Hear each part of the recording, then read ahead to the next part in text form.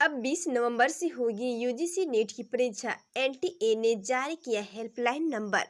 National testing agency ने विश्वविद्यालय में असिस्टेंट प्रोफेसर और जूनियर रिसर्च फेलोशिप के लिए यूजीसी नेट 20 नवंबर से 5 दिसंबर तक लेने का निर्णय लिया है। 4 बार तिथि बदलने के बाद इस बार फाइनल तिथि की घोषणा की गई है। परीक्षा 20, 21, 22, 24, 25, 26, 29, 30 नवंबर और 1, 3, 4 तथा 5 दिसंबर को होगी। दिसंबर 2020 और जून 2021 की परीक्षा एक साथ ली जा रही है। परीक्षा का विस्तृत कार्यक्रम शीघ्र जारी होगा। अभ्यर्थी किसी प्रकार की जानकारी एनटीए की वेबसाइट से प्राप्त कर सकते हैं। इसके अलावा एनटीए ने हेल्पलाइन नंबर 011407590000 जारी किया है।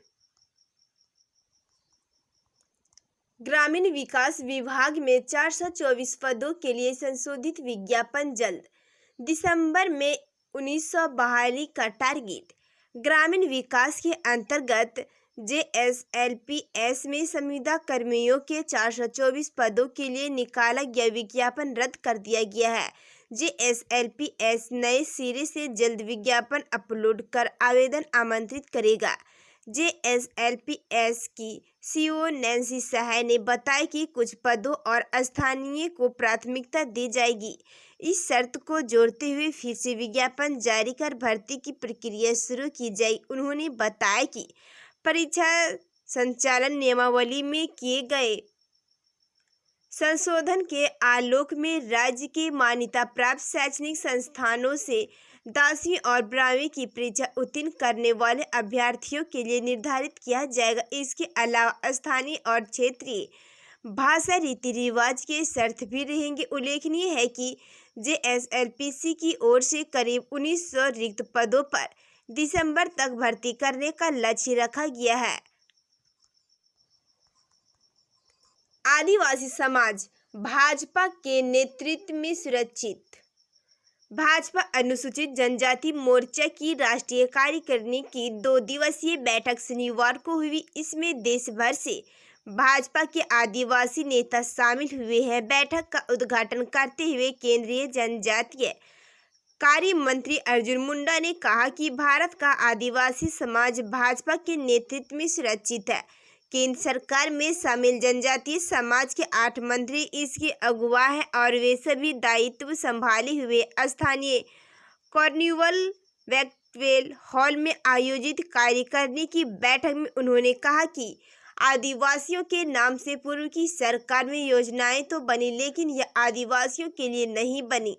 योजनाएं धरातल पर नहीं उतरी। उन्होंने कहा कि आदिवासी समाज राजनीतिक हथियार नहीं बल्कि उन्हें स्वाभिमान और आत्मसम्मान के साथ आगे बढ़ना चाहता है। जनजातीय समाज एक परिवार है, इसे सामूहिक रूप से आगे बढ़ाना है। आदिवासियों के विकास के बिना देश का विकास संभव नहीं है। आदिवासी अपनी परंपरा संस्कृति पर जीता है, उनके लिए प्रगति भी जरूरी है। आदिवासी समाज में जो विश्वास जगाया गया वह सार्थक कैसे रहे, इस पर कार्यकारिणी की बैठक में रणनीति बनाने की आवश्यकता है। भविष्य का निर्माण अपने हाथों से करना है, कोई नारा नहीं बल्कि करोड़ों लोगों के हृदय का भाव है। उन्होंने कहा कि 2014 में अनुसूचित जनजाति के 27 सांसद थे, लेकिन 2019 में इनकी संख्या 46 में से 31 हो गई है।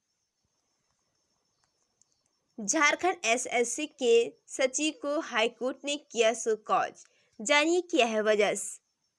झारखंड हाईकोर्ट ने झारखंड एसएससी के सचिव को शो कॉज नोटिस जारी कर जवाब तलब किया है। जस्टिस एसके द्विवेदी की अदालत में संस्कृत शिक्षक नियुक्ति के मामले में सुनवाई हुई। सुनवाई के दौरान अदालत ने झारखंड कर्मचारी चयन आयोग के सचिव को प्रतिवादी बताते हुए उन्होंने शो कॉज किया। अदालत ने सचिव से पूछा कि सरकार के चयनित अभ्यर्थियों की शैक्षणिक योग्यता को पुनः सत्यापन के लिए भेजे जाने पर अब तक क्या निर्णय लिया है। मामले में अगली सुनवाई 4 सप्ताह बाद होगी। इस संबंध में चंदन कुमार व अनी की ओर से हाई कोर्ट में याचिका दाखिल कर एसएससी के सचिव को प्रतिवादी बनाने की मांग की थी। सुनवाई के दौरान अधिवक्ता अमृतांश वत्स ने अदालत को बताया कि संस्कृत शिक्षकों की नियुक्ति की प्रक्रिया पूरी करते हुए जेएसएससी ने अगस्त 2019 में चयनित अभ्यर्थियों की नियुक्ति की अनुशंसा कर दी थी, लेकिन राज्य सरकार ने जनवरी 2012 में 24 चयनित अभ्यर्थियों को यह कहते हुए पुनः सत्यापन के भेज दिया कि नियमावली के तहत संस्कृत में एमए की डिग्री होना अनिवार्य है। पंचायत चुनाव में 39,330 पद एससी, एसटी और ओबीसी के लिए आरक्षित।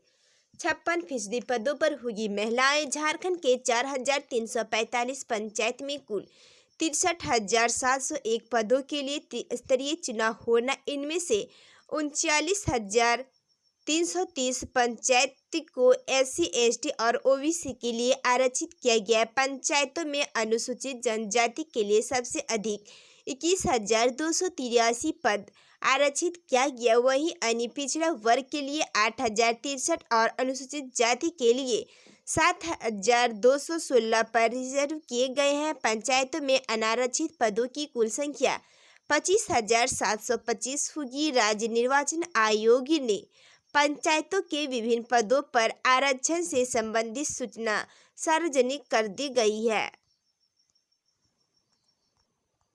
ग्रामीणों से रूबरू हुए झारखंड के वित्त मंत्री रामेश्वर उरांव कैंप लगाकर समस्याओं के समाधान का दिया निर्देश।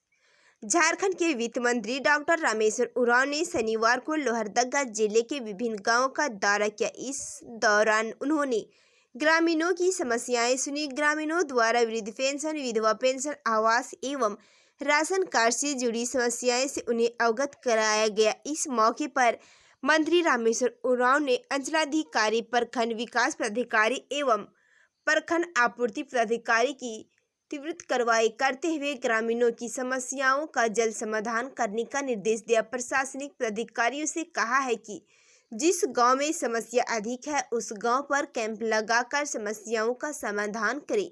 झारखंड के वित्त मंत्री रामेश्वर उरांव ने ग्रामीणों ने सड़क निर्माण की मांग की। ग्राम रोचो में किए गए बांध निर्माण, सामुदायिक शौचालय निर्माण आदि मुख्य समस्याओं को भी रखा। मंत्री रामेश्वर उरांव ने कहा कि जल्द ही प्राथमिकता के आधार पर समस्याओं का समाधान किया जाएगा। झारखंड सरकार को आदिवासियों की चिंता नहीं, अर्जुन मुंडा का आरोप। कहा, एकलव्य स्कूल की राह में अटका रहे रोडे। झारखंड सरकार को आदिवासियों की चिंता नहीं है, यह सरकार की कार्यप्रणाली से प्रतीत होता है। हेमंत सोरेन सरकार के 2 वर्ष पूरे हो रहे हैं, लेकिन अब तक सरकार के किसी प्रतिनिधि व अफसर ने जनजातीय मंत्रालय से संपर्क नहीं किया है। यही नहीं, केंद्रीय जनजातीय मंत्रालय ने हर प्रखंड में एकलव्य विद्यालय खोलने की योजना बनाई है। दूसरे प्रदेशों में इस पर तेजी से काम किया जा रहा है, लेकिन यहाँ सरकार मदद नहीं कर रही है। एकलव्य स्कूल खोलने की राह में रोडे अटकाए जा रहे हैं।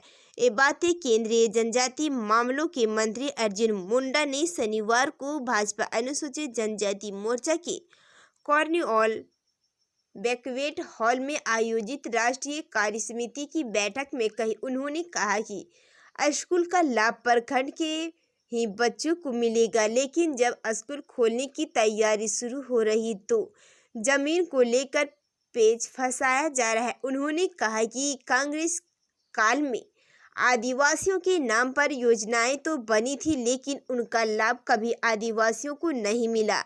मोदी सरकार ने देश के 700 से ज़्यादा जनजातीय समुदाय को सामूहिक रूप से आगे बढ़ाया है। केंद्र सरकार में जनजातीय समाज के 8 मंत्री हैं।